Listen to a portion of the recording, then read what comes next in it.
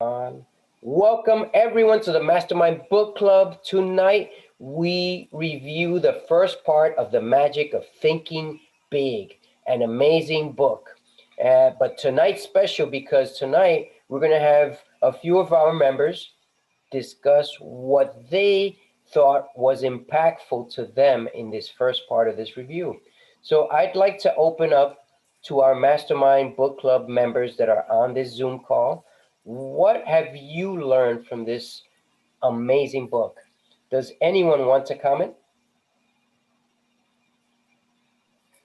I'll go ahead, David. Gina? Yeah. Yes. Your most important product is yourself. Correct. I absolutely love that. Right. So invest in yourself. Say positive things to yourself. Do the commercial he was saying about yourself a few times during the day, encourage yourself. You can do this. You got this. Just say positive, excellent things to yourself all the time. And Right. that will cause your mind to find more positive things and help you to be more successful. So that's my 1 minute there. Very good. Thank you, Gina. Very good. Very good. Very important. I really appreciate that input. Anyone else? Hi, I'd like to say something. Ty. Yes, Ty. Hi, everyone. Hey. I hope everyone's well. And I'm glad you're good, David. Very good to see. My prayer's been working. That's good. Um, what I've gotten out of the book is when he said to add value, like to everybody that you meet and everybody that you see, opposed to like if the person is an individual that's the type to look at things in a bad way or with a bad attitude, like to learn to start attacking that thought as soon as it comes and put something positive there. So I thought that was so great, like as a self practice. So that's a great book. Thanks for suggesting it. Thank you, Ty. Very, very important insight into this book as well. I really, really appreciate that. Anyone else have anything they'd like to add about this book? Yes, David. Oh, sorry. Go ahead. Go ahead. Ruth? No, you spoke first, so I'll give you Martha? a chance. Martha? Yes, I did. Yes, I did. No fighting. No, it's no fighting. No. Anyone can go before, it doesn't matter. For me, I was fears. I think everybody have fears in their life, and I was reading about this, how to prevent fears. For me, it was very good information. Action cure fears, and I don't know the people around me right now, and this soon have fears in one part of the life, but that one stop a lot of people, especially myself, to do their dreams, because sometimes they're so powerful, they block you, and I think we have to work hard to prevent to the fears take over, and add a value into yourself, believe in yourself, and to prevent anybody tell you what to do. You can stop and you can follow your dreams. And it was, for me, it was very powerful. Very good. Thank you, That's Martha. it. Thank you, Martha. Really You're welcome. appreciate that. Yes. Ruth, Yes, are you David. ready? Welcome back, I'm first ready. of all. Thank you. I love this book. I'm a little bit more than half. So I Perfect. listen to it on my walks, so I appreciate Awesome. Thank you. this book. So Always what post stood out? post some of your accomplishments with your walks and your exercise. It's a way to encourage others and inspire them into saying, man, I should be walking as well. If Ruth can do it, why can't I? And it works because people call me once in a while and say, you know, I'm glad that this was posted. I'm speaking to a woman who's overweight, and she's uh, immensely inspired to do exactly what you're doing. So this is how it works. Mm, All right. awesome, awesome. Okay, I will do that. I'll do that because I'm pretty regular with my exercise. So what stood up, there are many things that stood up, but this one, when you believe, your mind finds ways to do. And it because I think when you say that I can't, you basically can hang it up, you know? And I learned that from my father, who had suffered an accident and he went into spinal cord shock. And the doctor told him that he will never walk again. Secondly, that he will probably die early. And that doctor died, I think, a decade before my father did. And my father did walk again. He dropped that T off the can and you move forward. So, but when you believe, your mind find ways to do. When you don't believe, your mind will find ways, you know, not to do.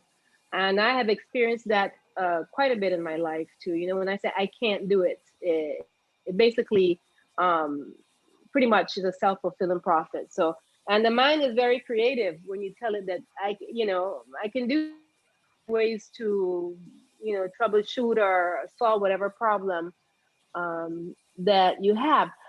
When I was learning yoga, I would look at the people who can do that headstand, and I'd tell myself, "Oh my God," you know, one twitch, and you know, you have an injury to the spine, and that could be really bad.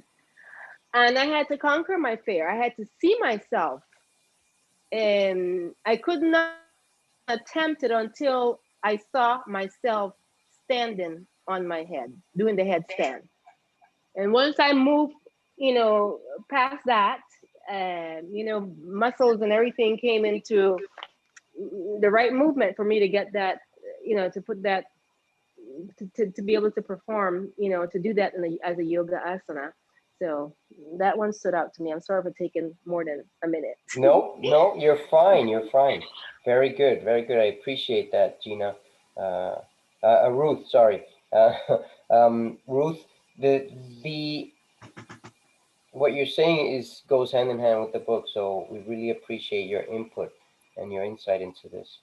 Uh, so we have we'd like to hear from you. Do you have anything that you've learned from this book? Some of the other members that are here. Um, if you're interested, I don't want to call you out by name, but if you'd like to communicate and give us a minute or two on what you've learned in reference to this book, welcome that opportunity. Really appreciate it. Well, David, this is Charles. Charles, Good evening, Charles. everybody. Hey, Charles, welcome back. Yeah, how's everyone? Wonderful. I Well, hope you're. Hi, Well, Charles. And I, hi. How are you? I see you're good to still at see the you. Hello. beach, so that's good. Well, Right? I just wanted to say about the book. My mother introduced the book to me when I was like in my teenage years, and she told me pretty much it's a mindset, you know. And one thing she said, don't never let someone else put their limitations on you. She said that the book pretty much tells you that there's no limits on you. My aunt, she was 80 years old. She had a soup, her own little I guess a bodega, but she cooked seafood and fish and so forth. And she once said that, boy, you can have anything you want in life as long as you're willing to work hard for it. So I just wanted to say that the book to me is a mindset, and it's, you know, to really look past any limitations that you might have. Like, so some people say, well, I don't have the education for that. Well, go get the education. I don't have the experience for that. Well, go get the experience. I don't have the resources. Well, find the resources. She was just like, you know, don't let your excuses and your lack hinder you. You know, you can pretty much do anything you want, even, you know, even if you think you're too old. You know, you're never too old. I saw online a lady who was 87 years old just got her college degree. So so I That's mean, awesome. things are possible for us. Yes, You it know, is. if we That's believe and awesome. we think big. That's all I want to say about it. But Thank it's an you. awesome book. It is. It is. Thank you, Charles. I appreciate that. Uh, very important insight into this book. Anybody else? Going once? Anyone else want to talk about this book? Yes, I will say something. Classic. I know you've read it at least 10 times, Reg. No, I listened to it. I listened to 2 hours and change this go around. I have read it at least once, if not more, Okay. Okay. maybe twice. I have the book. I have the physical copy. I'm very familiar with it. I last read it maybe 3 or so years ago, maybe 4, something like that.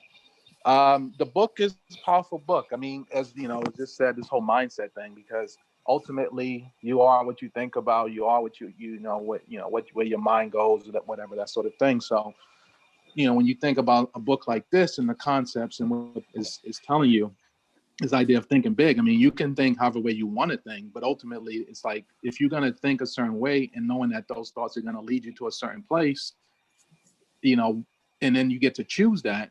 If you're aware enough, then you can say, you know what, if that's really what it comes down to, I can actually think this way and actually get to this certain place based on my thoughts. So, thinking big is like, it's all relative, because thinking big for one could be, I want to make 100,000 a year, or, I would like a house, just any old house, I would like, a car, right?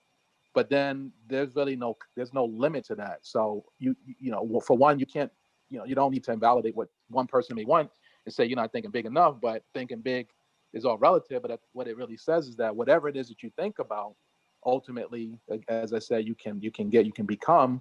And so whatever that is, if you decide you want something what we call big or bigger, there's nothing stopping you from that. And if you stay convicted to that, or you stay cemented in those thoughts, then you can achieve that thing. And so that's the great thing about it. But then also what comes with that is other things, because when they talk about the attitude and your behavior and all that sort of stuff, so yes, it's thinking, but then all of it sort of comes together, because there was that mention he made about the young guy in the hotel, and this other guy comes in, he's like fretting about his room, and he's acting like an a-hole.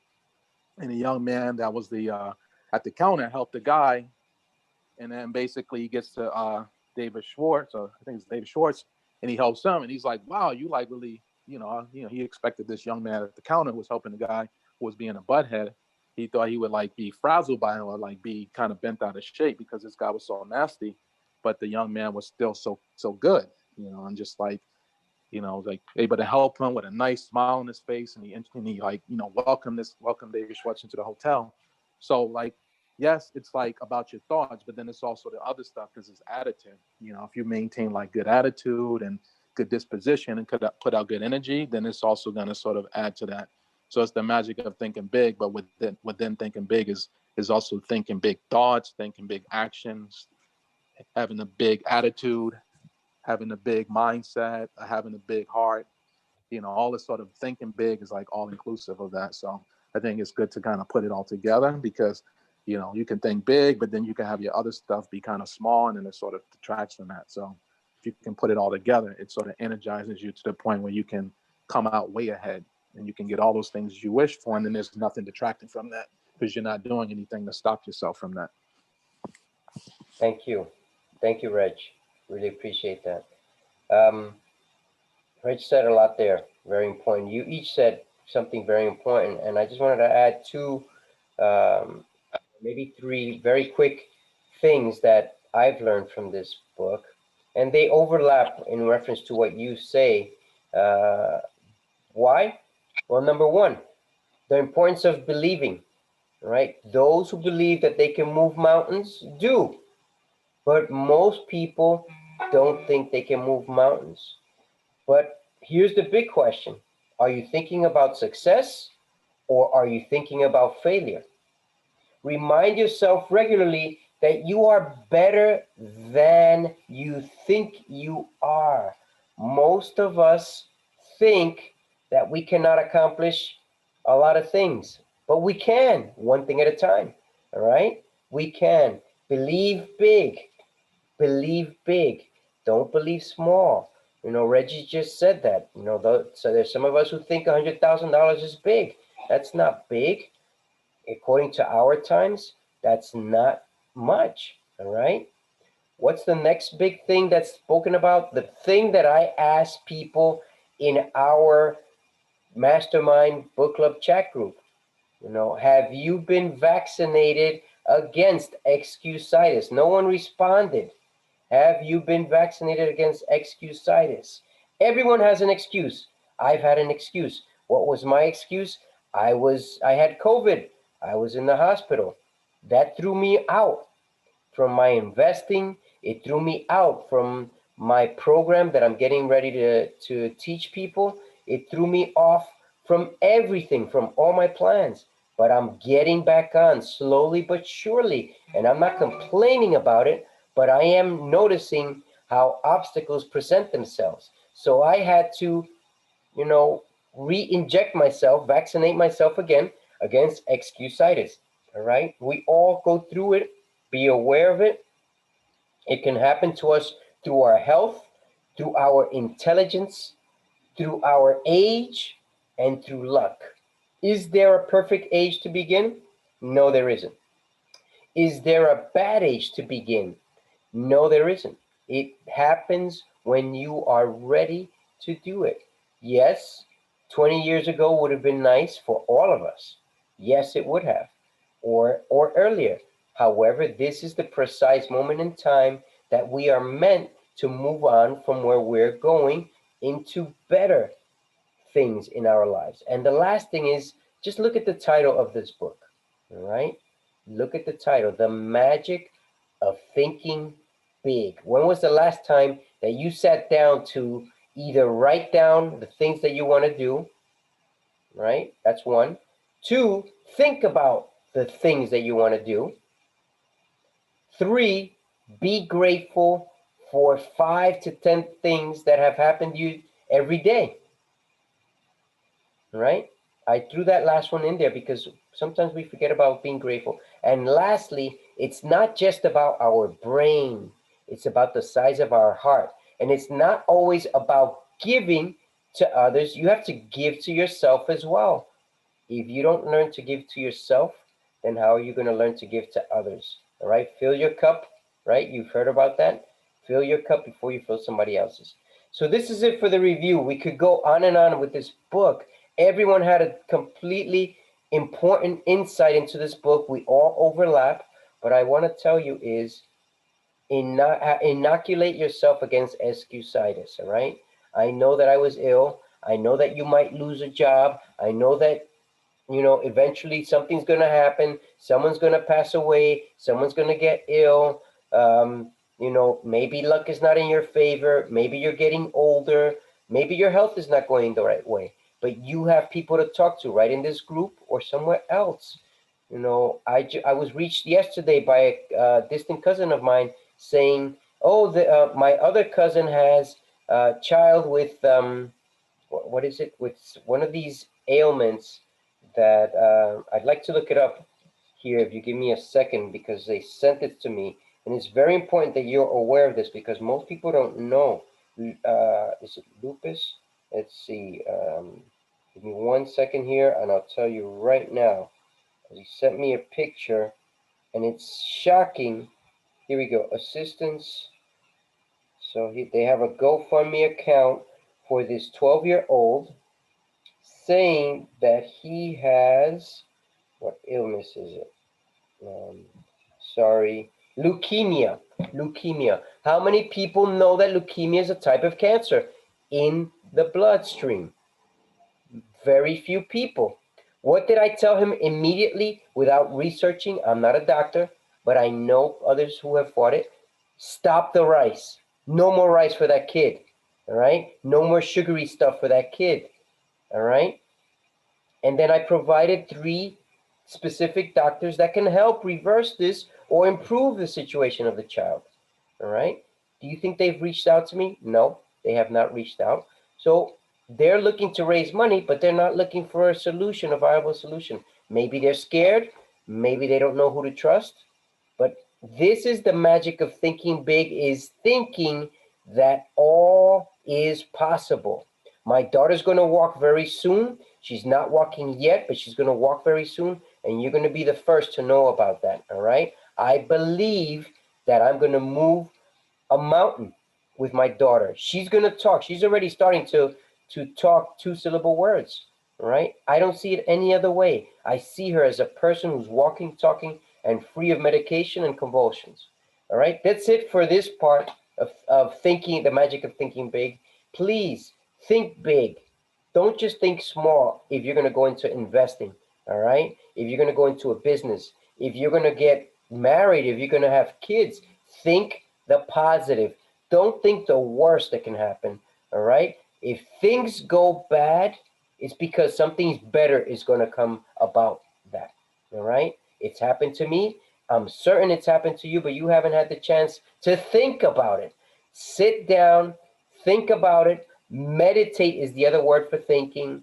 All right. I didn't want to mention it until now, but remember that thinking is with the heart. We have two brains, the brain that everybody else knows, everyone knows, that's in our head, but then the other brain is in our heart, where instincts and many things are possible.